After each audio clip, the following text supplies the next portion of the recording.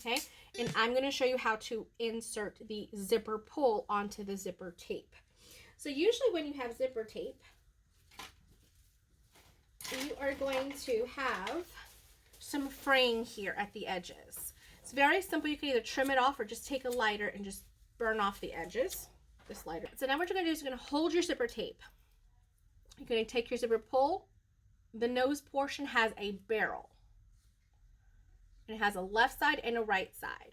So to my right side, I'm going to put my right barrel.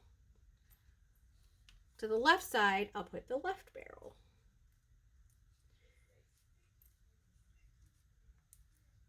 And I heard a little click. Take the zipper pull. Okay, and then you can hold this down and put it on. And that's how you insert a zipper pull onto your zipper tape. Now, I don't like to take this too far down just yet. I just kind of like to leave it there so it's secured enough so that way when I start working on my project, I can go ahead and work with it on my project.